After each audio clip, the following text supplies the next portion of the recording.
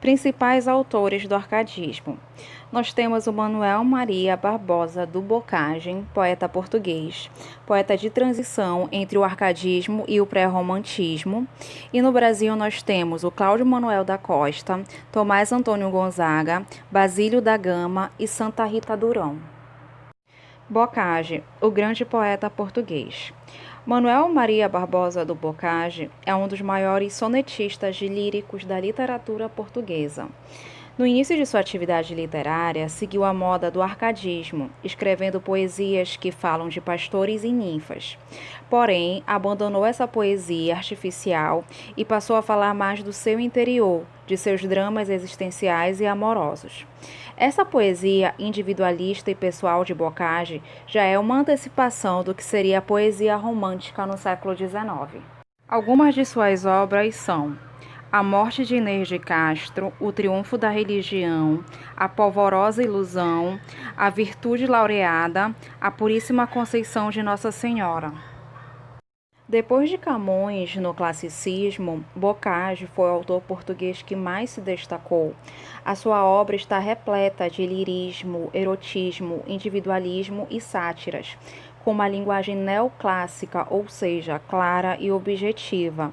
Ele utiliza temas bucólicos, pastoris e da mitologia clássica.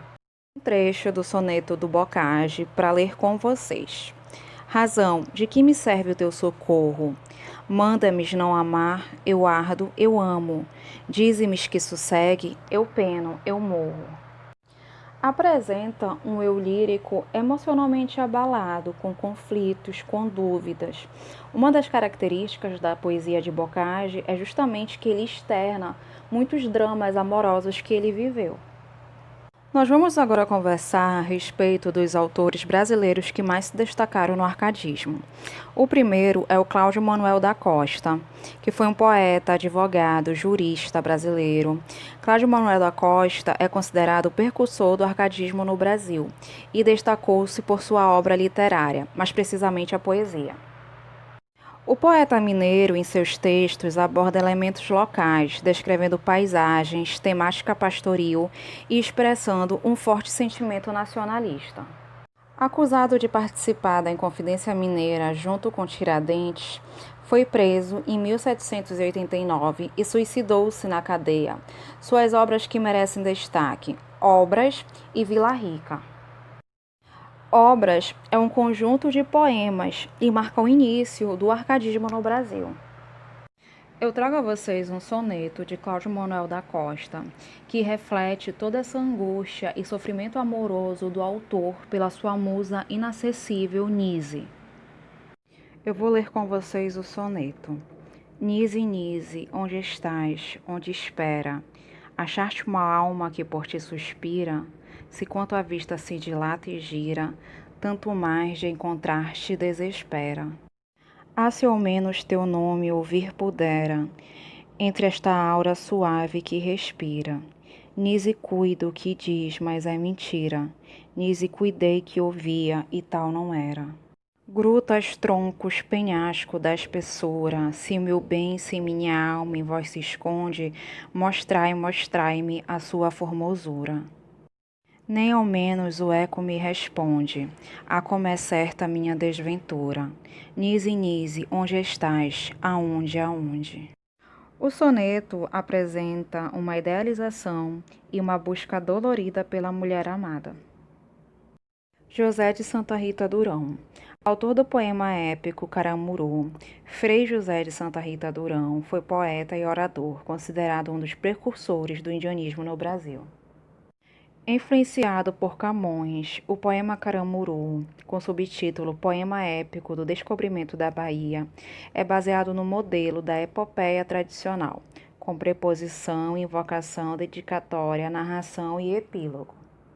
O texto conta a história de um português, o Caramuru, que após ter naufragado em terras brasileiras, começa a viver com uns índios tupinambás. Eu retirei do poema épico Caramuru um trecho para ler com vocês.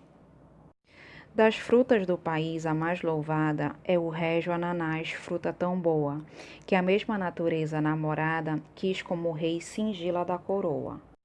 Tão grato o cheiro que dá, que uma talhada surpreende o olfato de qualquer pessoa, que a não ser do ananás distinto aviso, fragrância a cuidará do paraíso.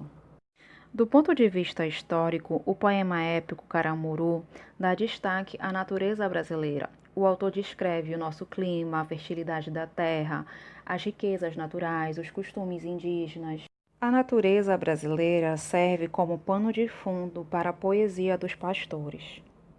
José Basílio da Gama, poeta mineiro e autor do poema épico O Uruguai, Basílio da Gama, nesse texto, aborda as disputas entre os europeus, os jesuítas e os índios, sendo considerado um marco na literatura brasileira.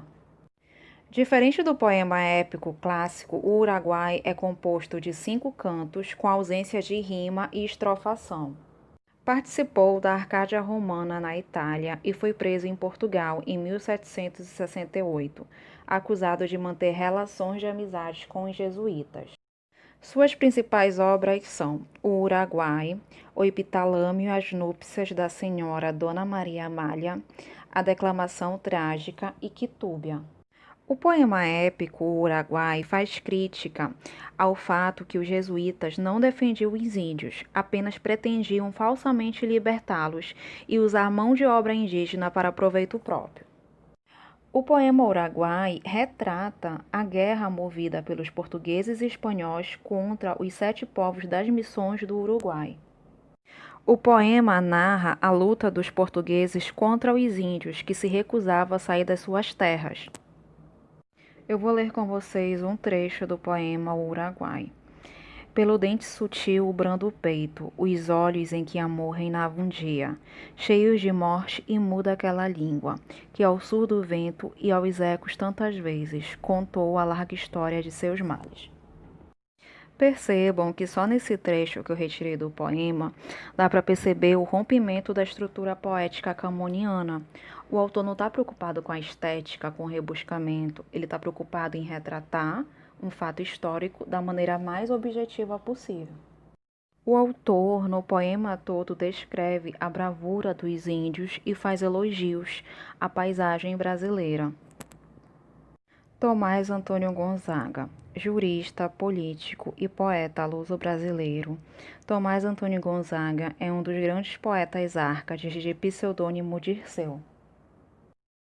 A obra que merece destaque é Marília de Dirceu, carregada de lirismo e baseada no seu romance com a brasileira Maria Doroteia Joaquina de Seixas Brandão. Com fortes impulsos afetivos, Dirceu declara-se para sua pastora idealizada, Marília.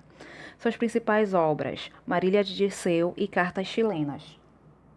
Eu retirei um trecho de um dos poemas do livro Marília de Dirceu, que eu vou ler com vocês. Se queres ser piedoso, procura o sítio em que Marília mora. Pinta-lhe o meu estrago e vê amor se chora.